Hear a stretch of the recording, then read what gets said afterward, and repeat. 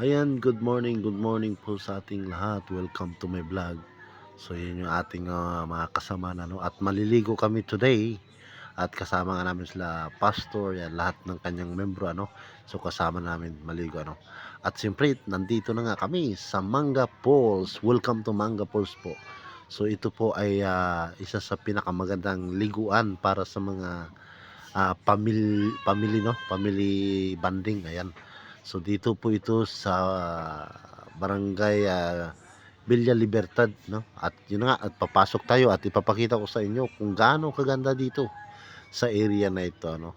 Ayan, so nakikita nyo yan, mayroon pong mga magandang tanawin, ano?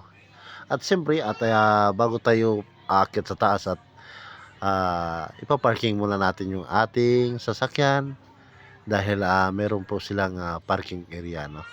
At siyempre yan yung ating mga kasama at ready na sila, no?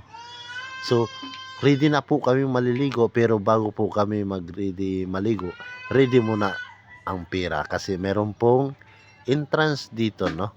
So, meron pong entrance dito. Kaya bago mag-ready maligo, ready to pay muna. So, magbabayad muna tayo, ano, bago tayo maliligo. At siyempre, dito sa Manga Falls ay meron po tayong rolls, no, si Ate. Sabi nga ni Ate may rolls dito sa Manga Falls, ano. At yan nga, at yan na yung inyong gwapong vlogger, no. At yan siyempre, yan yung gwapo nating kasulong El Nido, ano. Yan. So, ayan po. So, habang naghihintay kami dahil nga meron si ating short briefing. So, may briefing po si ate, no, about the roles sa Manga Falls, no. At ito pala ay meron silang roles na bago maligo doon sa falls ay i-check nila yung mga damit. So yung cotton na damit ay hindi raw pwede, ano. Kailangan yung damit na madulas kasi raw ay mahirapan sila maglinis doon sa water kasi nga yung cotton nga ba naman ay natatanggal minsan, ano. Ayan, so at yun nga, at pagkatapos na briefing na nga ni ate kung ano ang mga bawal, kung anong dapat gawin. So ayan, so pinaghihiwalay niya yung mga bata at pati yung matatanda kasi nga iba yung price ng mga bata sa matatanda, no. At siyempre ang sabi nga ni ate dito sa mga adult ay 75 per person, 75 pesos. At doon naman sa mga bata ay 50 pesos lang. So, swak na swak sa inyong bulsa, no? At siyempre, napakamura na yon.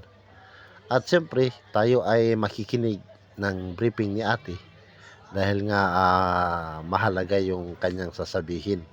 Ano? Dahil yung area na ito ay siya lang ang nakakaalam dito sa Manga Falls, ano? Ayan, so nagsasalita na si ate at mamaya konti, dumating na rin nga yung aming mga kasamahan at kami po ay napakarami, no, at hindi lang kami basta-basta, no. So yun po yung grupo ni pangunahan ni Pastor Boy Balduiso, ano. Ayan, so kami po ay Family Revival Church Taberna of Jesus Christ, ano. Ayan, so nakikinig at nagbe-briefing na si ate.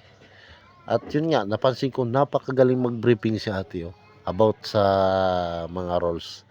Yan, so yung aking mga kasamahan at nakikinig dahil mahalaga. Mamaya konti at tayo'y aakyat na, no, at ipapakita ko na sa inyo yung pinakamagandang view dito sa Manga Falls. Ayan, so nakikita nyo, meron pong mga nilalagay silang mga magaganda, no. So merong pabo, meron din silang ginawang panda, at meron din silang ginawang agila, no. Ayan, so napakaganda talaga yung area na ito. At yan po yung aking mga kasamahan at hindi basta-basta po at napakarami nila, no. Swerte dito si ate. Tiba-tiba si ate dito kasi napakarami namin, ano. So yan, at mamaya at kami ay babayad na at makikita nyo naman ay yan po at na-survive na namin, ano. At siyempre mamaya konti aakyat na kami sa taas.